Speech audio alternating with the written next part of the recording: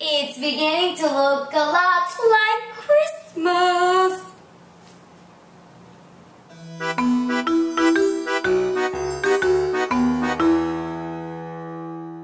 Hello, my name is Mayi Carles and you're watching Friday Video Time. Today I want to start with a brief story. One that actually began this morning when I went out for a walk with my dad. I should say, I'm barely catching my breath because my dad is the fastest power walker, so please bear with me. Anywho, we started asking ourselves questions like, what did you get mom for Christmas? Are you going to spend the 25th with your godfather, or are you going to go to your in-laws? You know, the usual chitter-chatter to make the Panamanian sun more bearable. But very quickly, these silly questions turned into reflections, into big pauses, followed by meaningful proclamations like, oh, you know what I really want for New Year's is to get a big juicy kiss from my husband. Or, oh my God, we're so lucky to have our grandma still alive. Or, I'm going to make the best spaghetti sauce. Do you want to come for dinner? Back to basics. Simplicity is so beautiful. And we both agreed that there's something magical going on in the air right now. That people are more excited than they usually are. That people are spending time with family. That people are eating more pies than ever before. That people are taking pictures in front of gingerbread houses and white beer men. And people are decorating their homes. But in the midst of all this abundance, there seems to be an absence. There seems to be a lot of robotic credit card swiping. There seems to be a lot of numb following through motions. There seems to be a lot of checklists to follow. There seems to be a lot of commitments. There seems to be a lot of overeating. There seems to be a lot of over-budgeting. There seems to be a lot of overwhelm. So where is the disconnect between feast and famine? Before I keep going, I want to tell you something that I've never shared on video before. I went to an all-girls Catholic school. My uniform skirt was below the knee, or actually I should say below the ankle, or it felt that way. My dad just came back from a 7-day silence retreat to prepare for Advent, and my grandma goes to church every single day. I'm not kidding you. But this video is not about religion or the politics of Santa Claus. Instead, it's about spirituality and how you can create a bridge between your belief system and your life.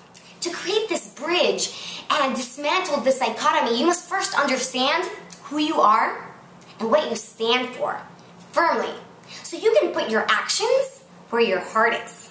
That means if kindness, honesty, and generosity are values that you cherish, you must insert them in your daily routines. You wouldn't reply to a passive-aggressive comment left on your inbox or your blog with animosity if you truly believe in kindness. Instead, you would take a day to breathe, to let it decompress, and reply from a place of love and respect. You wouldn't rip off a friend or a colleague if you truly believed in honesty. In fact, fairness would be the only guidepost that guided your every action, because sleeping at night is something that has no price for you. You wouldn't pursue projects just for money if you truly believed in generosity. You would donate your time, your energy, your resources, and printables here and there because you know that makes you even wealthier. In a way, this is the perfect time to reconnect with your core beliefs and apply them in your daily life and work. If not now, when would be the perfect time to think loving thoughts even when someone has hurt you? When would be the good time to smile even when all you feel like doing is eating an entire pint of Ben & Jerry's Chunky Monkey ice cream? Or to embrace others even when a close friend has stabbed you in the back? To practice gratitude even if you feel like a little black cloud is following you around? To forgive even when your initial gut reaction was to seek revenge instead? If not now, when will you have time to be patient? Even if you feel like rushing, hurry, Santa is coming! Because no one said this was going to be easy. This is freaking hard. It's easy to be loving to someone who has given you love. But can you be compassionate to the uncompassionate? Can you forgive a foe? Can you? I know it's tough. I struggle with it too, all of the time. This will sometimes mean walking away from a really juicy, money-wise offer, or saying no to a glamorous fair coat, or walking away from a book deal because it conflicts with your values and questions your core ethics. Money will be left on a lot of tables when you bridge your core beliefs with your life, but you will be able to stand in front of any mirror and stand firmly and proudly because you know you're a person of integrity, and that is something that money will never be able to buy.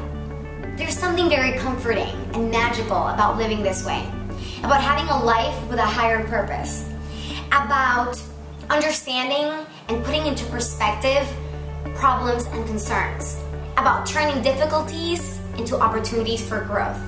Which reminds me, I should really reconsider my gift packaging this year. Humans can be so silly sometimes. We cut trees and then create eco-friendly paper that says save the trees. There's something that doesn't compute there, so I have to be clever. For now, it's been a treat to have you here today. Don't forget to sign up to the mailing list. Less newsletter, more pajama party, so hop on inside. I'll catch you again next time. Bye-bye.